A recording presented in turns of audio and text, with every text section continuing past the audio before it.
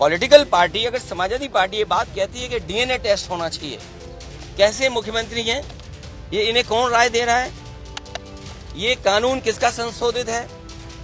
ये इन्हीं का संशोधित कानून है 2023 का, जिसमें ये कहा गया है कि डीएनए टेस्ट होना चाहिए अगर 7 साल से ज्यादा किसी की सजा का कोई प्रावधान है तो क्या गलत मांगा?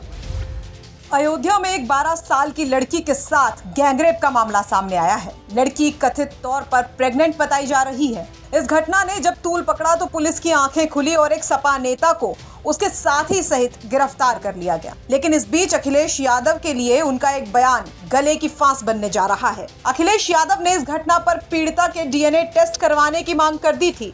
अखिलेश की इस मांग को बीजेपी ने मुद्दा बना लिया और यहाँ तक कह दिया कि अखिलेश खुद भी 2 बच्चियों के पिता हैं।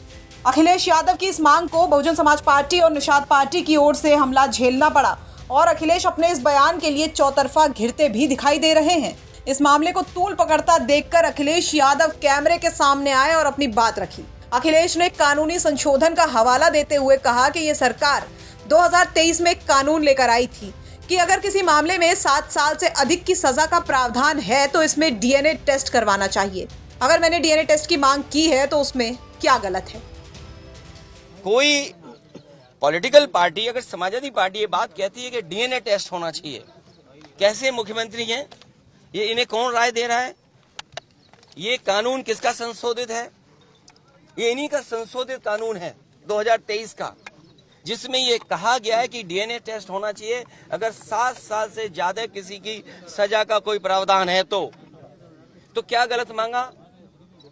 और उनके परिवार के लोग कह रहे हैं और वहां भी पुलिस सच्चाई जानती है। हमारे पत्रकार साथी भी जानते हैं सच्चाई। वहां की पुलिस जब बीजेपी के इशारे पर और वो सच्चाई से अगर काम करना चाहते तो उन्होंने क्या किया? उन अधिकारियों के खिलाफ कार्रवाई कर दी। तमाम अधिकारी ऐसे हैं जो कह रहे हैं कि हमें तो नौकरी बचानी है, हम क्या करें? हम टेंशन में आ जाएं कि हम भी सर मार दें किसी आदमी के सर पे। आपने देखा नहीं बनारस में क्यूटो में क्या हुआ? अधिकारी पे इतना प्रेशर कि वो आकर के सर मार दिया उसके व्यापारी के।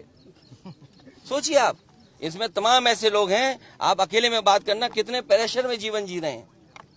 ये जो भार है इनके पास, मेडल बेल है और ये तमाम लैनियार्ड और नेम प्लेट और तमाम उसके अलावा ऐसा भार है इनके ऊपर, ये काम नहीं कर सकते, न्याय नहीं दे सकते। और उसका परिणाम ये हुआ कि ये भेदभाव कर रहे हैं और ये भेदभाव इसलिए कर रहे हैं कि इनको हर जगह राजनीति दिखाई दे रही है, वोट दिखाई दे रहा है। ये कितना भी कुछ कर लें, अब जनता को इनसे कोई उम्मीद नहीं है।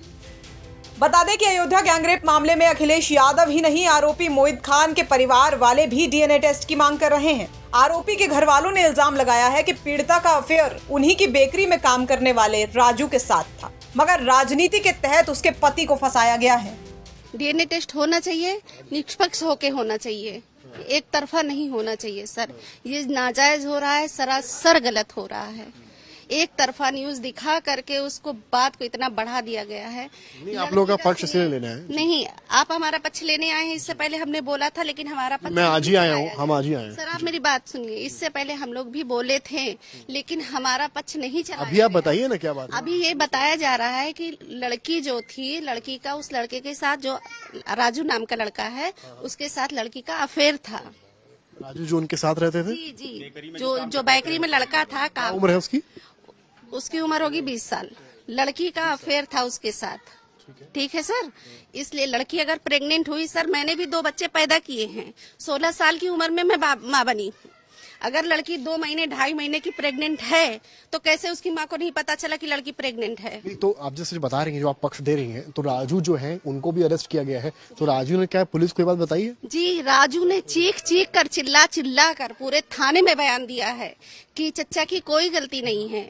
चच्चा जो बेकसूर है, सिर्फ उनकी इतनी गलती है कि मैं उनकी बेकरी में काम करता हूँ, लेकिन उसकी कोई नहीं सुन रहा है। उसकी बात उसका कोई नाम ही नहीं ले रहा है। तो परिवार जो है वो, तो परिवार को झूठ बोल रहा है।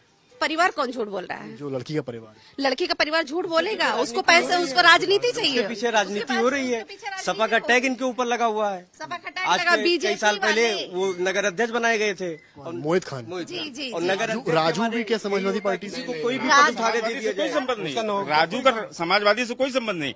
राजू नौकर है इनका, सीतापुर का रहने वाला, बेकरी में नौकर है, बेकरी में नौकरी करता है। राजू का कोई स्टेटस नहीं है, इसी वजह से उनको फ्रंट पर नहीं लाया जा रहा है। इसलिए सिर्फ जोड़ा गया इस केस से कि ये समाजवादी से जुड़े हुए हैं और इनको मौका मिल गया कि राजू उनके बेकरी में काम करता था और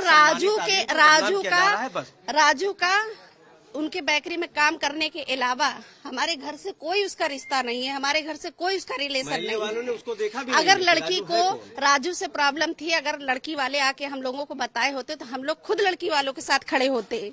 सर, हम लोग लड़की वालों के साथ खुद खड़े होते अगर उसके साथ गलत हुआ है। ब्यूरो रिपोर्ट, यूपी तक।